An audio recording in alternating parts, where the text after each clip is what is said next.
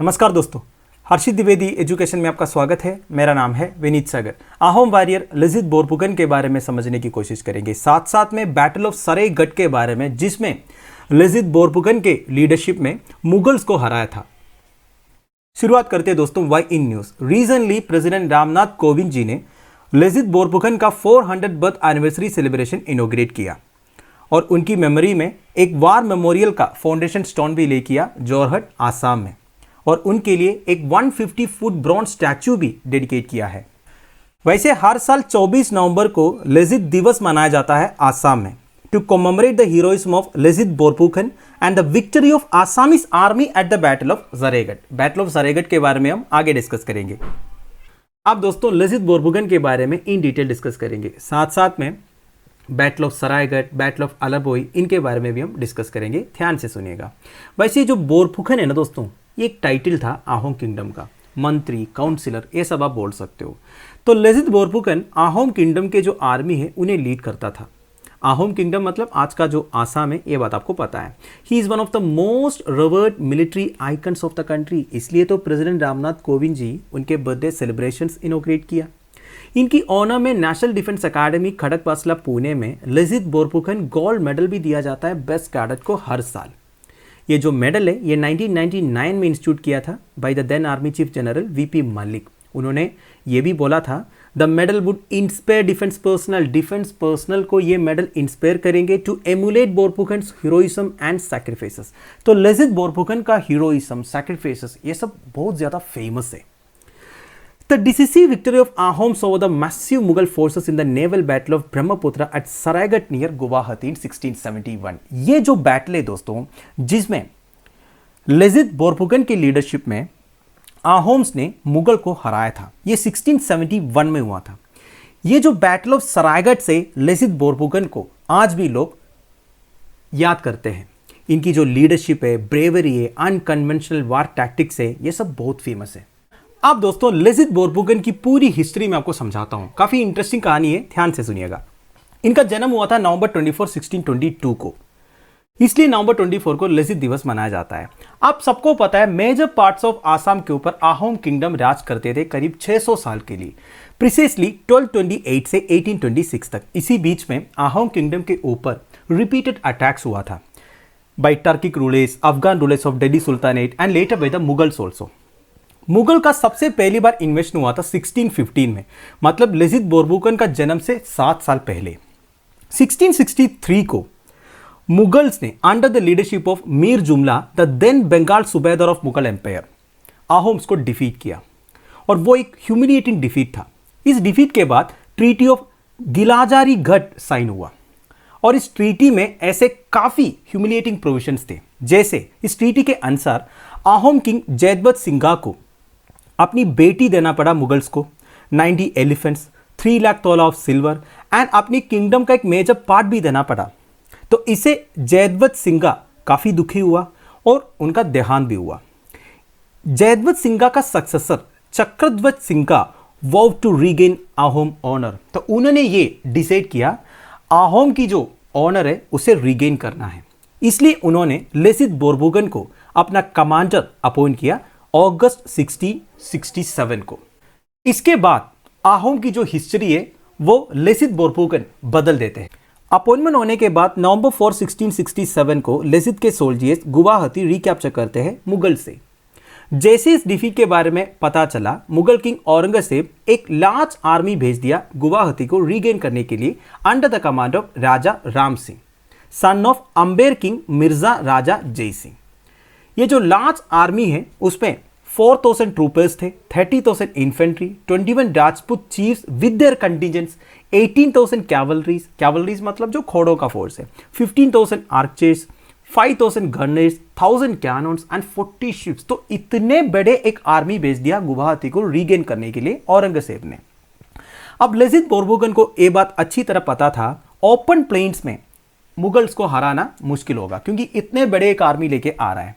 इसलिए इन्होंने कुछ और वार टैक्टिक्स यूज किया।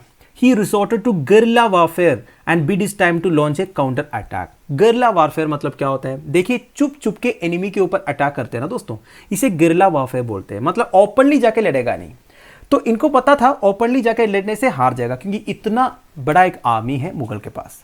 तो इन्होंने गेरिल्ला वारफेयर चुना। इन्होंने सबसे पहले क्या किया, जितने भी ओपन प्लेन्स था ना जहां से मुगल आर्मी प्रोसीड कर सकता है, उधर सेवरल मड एम्बैंकमेंट्स बना दिया। बेसिकली लेजिद बोरबुकन का प्लान ये था, मुगल आर्मी का जो मूवमेंट है उन्हें रोकना और उन्हें मजबूर करना रिवर रूट फॉलो करने के लिए, क्योंकि लेजिद बोरबुकन को यह बात अच्छी तरह पता था मुगल आर्मी जो है उनका वीकेस्ट पॉइंट है नेवल प्रिपेयर्डनेस, मतलब पानी से अगर वो प्रोसीड करेंगे तो इनको हराना ईजी होगा, ये लेजिद बोरबुकन को पता था। इसके बाद बोरबुकन मानसून के लिए वेट किया, क्योंकि उनको ये बात अच्छी तरह पता था कि बारिश भी होने से मुगल्स को हराना और आसान होगा। पर देखिए दोस्तों, इधर चीज़ें थोड़ा बदल जाता है। आहोम का जो किंग था उनको ये प्लान पसंद नहीं आया। उन्होंने बोला जितना जल्दी हो सके मुगल्स के ऊपर अटैक करो। पर देखिए ये जो किंग का ऑर्डर था ये गलत साबित हुआ, क्योंकि बरबुकन डायरेक्ट कॉम्बैट अवॉइड करना चाहता था, पर राजा बोल रहे तो करना पड़ेगा। तो अटैक लॉन्च हुआ। अटैक लॉन्च होने से आहोम सोल्जर्स का डिफीट होता है उधर। इस अटैक की वजह से आहोम्स को 10,000 सोल्जर्स लॉस हुआ एक सिंगल डे में, और इस बैटल को बोलते हैं बैटल ऑफ अलाबोई। ध्यान दीजिएगा, बैटल ऑफ अलाबोई आपसे पूछ सकते हैं एग्जामिनेशन में, तो आप बोल सकते हो बेसिकली मुगल्स और आहोम सोल्जर्स के बीच में हुआ था।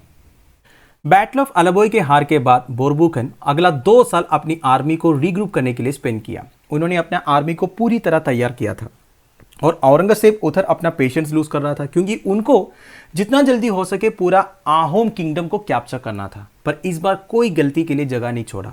अपनी टैक्टिकल मूव्स एंड स्ट्रैटेजी से उन्होंने ऐसा प्लान बनाया जैसे वो पहले बनाया था, मुगल आर्मी को रिवर रूट फॉलो करने के लिए मजबूर किया। और Ahom army under the leadership of Borphukan ये प्लान करते हैं मुगल्स को सरायगढ़ में अटैक करने के लिए। सरायगढ़ ऐसा एक जगह है जहां Brahmaputra is at its narrowest point. ये जगह नेवल डिफेंस के लिए एकदम सही होगा। ये डिसाइड करके आहोम आर्मी मुगल्स के ऊपर अटैक करते हैं। बोरबुकन का जो प्रेजेंस है ना दोस्तों, ये आहोम्स आर्मी के लिए एक इलेक्ट्रिफाइंग इफेक्ट क्रिएट किया। मतलब इतने इंस्पायर्ड थे, इतना मोटिवेटेड थे आहोम आर्मी, उन्होंने पूरी मन से तन से मुगल के ऊपर अटैक किया। आहोम के जो वारशिप्स थे that began to attack the Mughal navy from all sides. Mughal admiral Munawar Khan and more than 4,000 Mughal soldiers were killed and Mughal forces were pushed to the Manas river, the westernmost part of Ahom kingdom. तो देखिए दोस्तों, सरायगढ़ से Mughal army को retreat करना पड़ा इस attack की वजह से, और वो उस एरिया छोड़ के western most part of Ahom kingdom तक भाग गए, बेसिकली मानस रिवर तक। तो दोस्तों ये था बैटल ऑफ सरायगढ़। वैसे बताना है तो बहुत कुछ बताना पड़ेगा, क्योंकि ये जो सरायगढ़ का बैटल है ये अलग अलग फेजेस में हुआ था।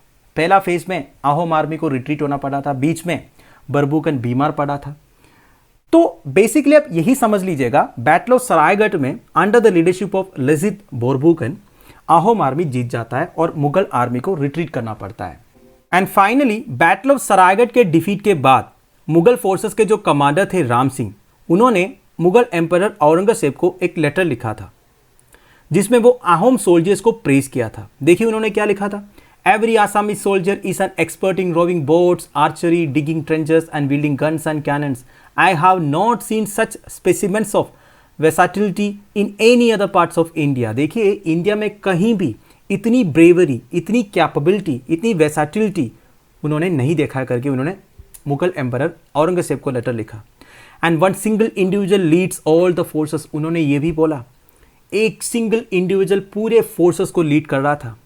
Even I Ram Singh was not able to find any loophole. तो बेसिकली उन्होंने अपनी दुश्मन का तारीफ करके एम्परर को लेटर लिखा।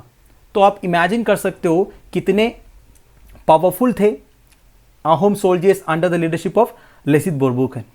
A year after this glorious victory, Lachit Borphukan died in Kaliabor, the old seat of Borbukans। तो देखिए दोस्तों, बैटल ऑफ सरायगढ़ का 1 साल के बाद लेजिद बोरबुकन का देहांत होता है कलियाबोर में। ये जगह का नाम आप ध्यान दीजिएगा, ये बोरबुकन्स का एक ओल्ड सीट था basically. Today he remains perhaps the most unifying and inclusive symbol of Assamese pride, valour and culture. केवल आसामीज के लिए नहीं, पूरे देश के लिए एक इंक्लूसिव सिंबल है लेजिद बोरबुकन। तो दोस्तों दैट्स एंड ऑफ इट। और एक चीज़ ये बताना था, मैंने आपको पहले ही स्लाइड में बोला था प्रेसिडेंट रामनाथ कोविंद जी ने एक फाउंडेशन स्टोन ले किया है एक वार मेमोरियल कंस्ट्रक्ट करने के लिए। ये वार मेमोरियल कहाँ पे कंस्ट्रक्ट होगा? It will be constructed at Alaboi near Dadara in Kamrup district of Assam. Alaboi का नाम आपको पता ही है, जहां बैटल ऑफ अलाबोई हुआ था ऑन August 5, 1669, जहां 10,000 अहम सोल्जर्स मारे गए थे बाय द मुगल आर्मी। इसके बावजूद 2 साल के बाद बोरबुकन का जो आर्मी है उन्होंने मुगल्स को हराया था सरायगढ़ में। यह कहानी भी मैंने आपको बताया। तो इसलिए बैटल ऑफ अलाबोई जहां हुआ था उधर ही ये वार मेमोरियल कंस्ट्रक्ट होगा। तो इस वार मेमोरियल में बोरबुकन का एक स्टैचू भी होगा and the memorial will also feature a 100 feet long Hengdang. Hengdang मतलब आहोम स्वॉर्ड है। तो दोस्तों that's end of it. I hope आपको समझ में आया होगा पूरी कहानी। थोड़ा सा लंबा हो गया video, sorry for that. Lecture का PDF एज यूजुअल आपको टेलीग्राम चैनल में मिल जाएगा जिसका लिंक नीचे प्रोवाइडेड है। Thank you for watching, bye bye, have a nice day.